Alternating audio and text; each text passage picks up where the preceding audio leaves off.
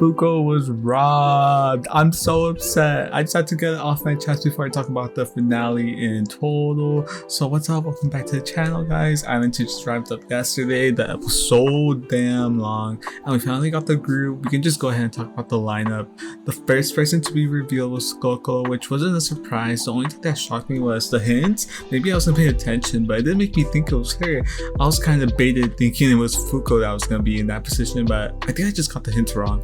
Koko had a very strong positive edit in part 2, and her popularity grew so much, so it didn't really surprise me that she ranked this high. She also ranked 4th, I think, during the last ranking, but that was like a 3 pick, so it wasn't that surprising overall. But the fact that she was in the interim check and she was in 8th, that was so crazy because she climbed up 4 spots. It just shows you how much panic building can help you. And you know, like, I think Emma did want her in the lineup because that's why they showed her in the interim ranking that low. So like, oh guys, like, y'all need to vote for Koko right now. So yeah, Koko, she really showed a lot of strong performances. I would say she's the strongest dancer in this group. Yeah, she's the strongest dancer and the most capable of, you know, delivering a rap. But didn't do that. I don't think this could be like a rap heavy group, but you know, maybe like a GYUON for an I, like something like that, like in an Afterlife. I think she could do something like that. And I really liked her. She might have not been my ideal lineup, but I knew she was always really talented and she has skills to debut, so congrats Koko. Next person was JUNGEUN, and if you've been watching my ILAND videos, you know JUNGEUN is my girl. Her and another contestant that we'll talk about later were basically my 1 picks. I didn't vote for JUNGEUN this week though, because I sorry, but I thought she was safe, and she was. Clearly she placed 3rd. I knew she had the votes to debut, so I was focused on, you know, my other people to get in here. So yeah, I wasn't worried for her. You know, even though throughout the series she got a weird edit, they tried to villainize her, it didn't really work. People still loved her, and she even talked about that during her final speech. You know, she really showed the audience like her real self. She didn't try to be like a perfect idol. She really just was so real, and I was honestly captivated by that. That's honestly why I loved her so much. Like, I loved her genuine reactions, and she's just so real. I really hope she's hitting those high notes in those songs, like her and another contestant that we'll talk about later are gonna be like, you know, sharing those high notes. I'm just really excited for her. It was looking a little rough in the beginning, but you know, she made it up during that one performance of Eyes, Lips, and Eyes, Nose, and Lips. I think it's what the song is called. So yeah, excited to see her finally officially make her debut. Congrats, JUNGEUN. Ooh, this next placement shocked me so bad. I know she was 2nd in the interim check, but I thought she was gonna rise back to 1st place because that's what the interim check usually does. It usually makes you go higher if they're trying to like scare people. But when they caught JEEMIN as 2nd, my jaw dropped. PO1 doesn't mean center. We have never gotten that confirmation, and that's probably why they were probably unsure if they should confirm that, because they don't know who's gonna be PO1. So maybe like the producers or whoever's behind the scenes is gonna pick PO1. I think it'll probably be between JEEMIN and SAEBI, who, you know, we'll talk about later, are probably the best sister center. I don't think that's a dig on JUNGEUN. I just think JEEMIN and SAEBI are really good in that position. JEEMIN, she's just really good in every category, and she would be a really good stand attractor to potential fans. And when she was caught, I was getting so happy for her because I know she's been through a survival show before where she didn't debut in Are You Next and missed out on ILAND, but she finally got her flowers this time. And you know, when she was crying, like, I started joining her for crying too. She brings a lot of popularity to the group as well, so I'm very excited to see her make her debut this time. Congrats, JEEMIN. The 1st place of ILAND2. Wow, we have been through ups and downs, JUNGEUN, but you did it. We were all scared because of the low scores from the judges, and I made certain parts too, but it doesn't matter because she's loved globally. Because that one tweet of her getting was it 2nd place last week or the last ranking, like, it literally got like 20k likes. Like, people love her. They don't even watch the show, but they know who JUNGEUN is because of her vocals from Drama. That one Drama performance, they all debuted, and that Drama performance is probably the most viral performance of the show because I saw the most people talking about that one. People who didn't even tune into the show. Bruh, the gap between her and the rest of the contestants was insane. She had 800k, while JEEMIN, I think she only had like 500k, and the rest of the girls started going down to like 300k. It's just crazy. Like, where did these votes even come from? I'm not complaining. I love her. She's gonna be a main vocal. She's an amazing dancer that we saw during the last episode too. And that little rap she didn't fake it. Like, hold on, she could be a rapper too. You know, vocalists are usually really good rappers sometimes too because they just have the skills for it already. So I don't know if she will be a censor because she got PO1. I think she could do a good job at censor if she needs to be. But I just think there's other girls who on the group who would just do a better job. But that's no offense to her. She's still charismatic enough and has good stage presence to hold the groups together, so she'll be able to fulfill the role she needs to. So congrats, JUNGEUN. Now, this next one, I feel like I'm one of the few sarang truthers. I don't watch that many other YouTubers because I try, and then I hear that damn AI voice and I click off. But the ones I've seen, they don't really have sarang in their lineups, and Twitter didn't have her in their lineups either. I'm glad they acknowledged her popularity in China when they announced her, because I always thought that she was always high up in the ranks. And I think she's really popular on Weibo too. I think on Weibo, which is like the Chinese app, she's like top 3, and they came through for her. I really like Sarang ever since the beginning. That Unforgiven stage, she's been on my radar, but she's never been that popular, so I was always scared for her. And she got 5th. That's crazy. She beat SAEBI. I just never thought she would beat SAEBI in votes. This last week, my votes have been alternating between Sarang, FUKO, and SAEBI because those are the most I was most worried for. So like every day, I would just switch between them. So yeah. And y'all better not be hating on her because she was voted in by the fans. She was a producer pick. The people love her and she'll make everyone see why we voted for her. So congrats, Sarang. I had a feeling there was going to be a producer pick. I was shocked that they were only going to get 1 spot. And they were just going to let the audience pick the other 5, which later came to be false.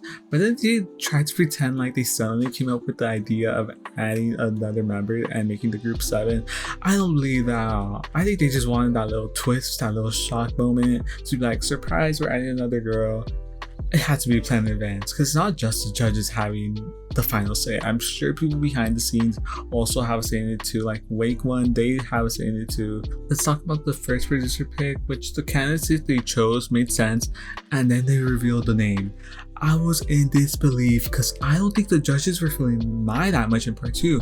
So when they called her name, I was confused. Mai has never really been on my radar and her popularity has been shrinking during part 2. So I thought she wasn't really in contention anymore. I will say that these last couple performances, she has improved a lot because she doesn't sound nasally at all. During these last performances, she's been sounding really good. Like honestly really good. Like lead vocalist, maybe sub vocalist, I don't know what she's gonna do, but she's really good now. She's improving. I think she's only going to continue to improve on that. And she also puts a lot of things into her performances because she's really entertaining to watch. And the judges said they love her visual because she is really stunning. Like, have you seen her face? Don't be too hard on her because she did play 7th in votes too. She did show her popularity. I know she's a producer pick, but you shouldn't be hating on her. And that's me coming from a FUKO fan. I understand people are upset, but don't go hating on Mai who made it. So congrats, Mai. Looking forward to you.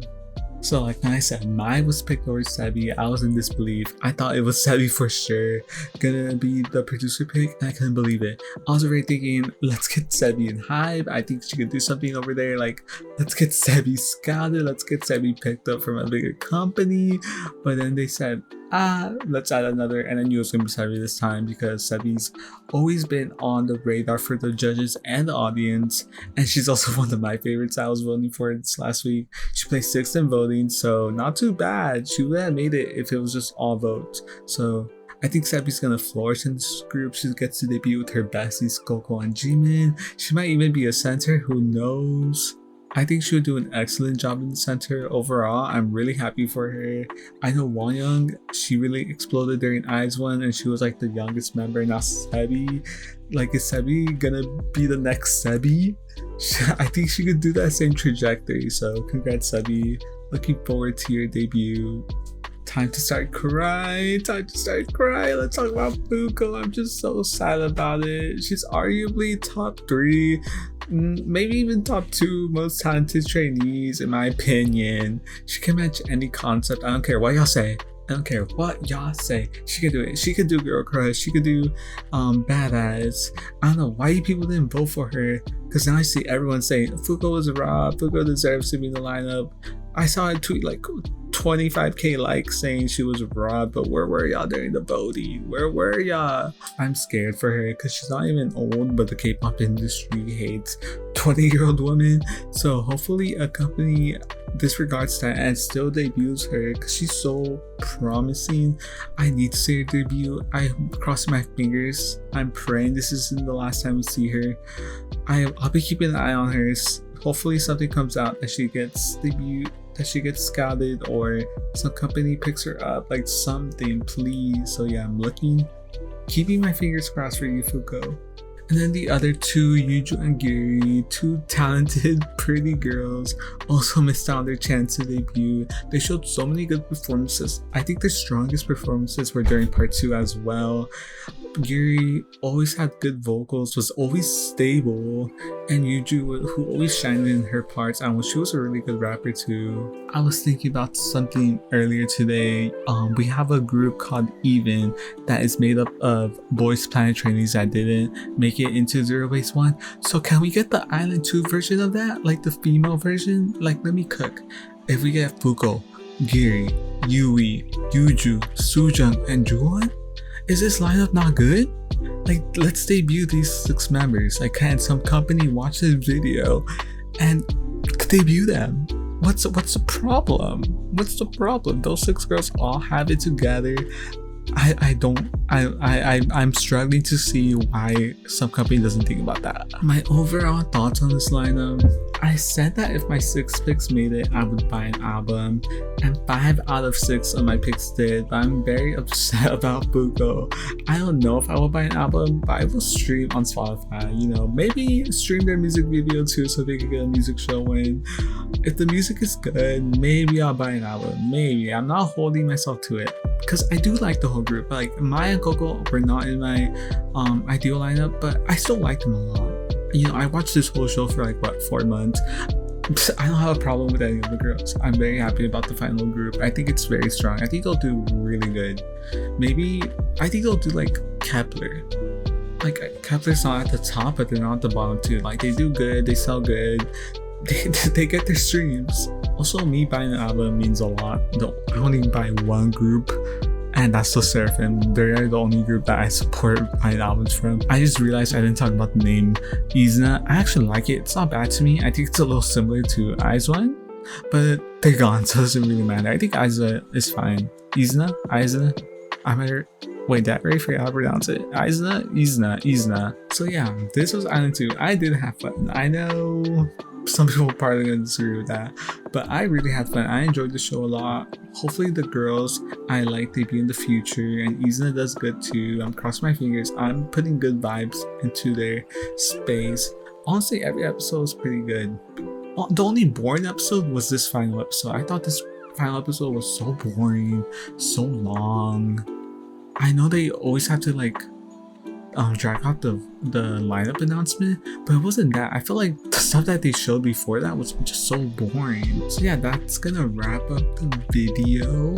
I'll be looking forward to seeing their content too. If they create like Zero Base 1, I know that they have like their own little show shortly after they became a group, so hopefully IZNA gets that too. I'll be watching it for at least the first couple videos if it's good. So now I'm gonna throw it to you guys. What you guys think about the lineup? Anything surprising in the finale? Are you sad that FUKO didn't make it too? Let me know down below, and I'll see y'all in a future video.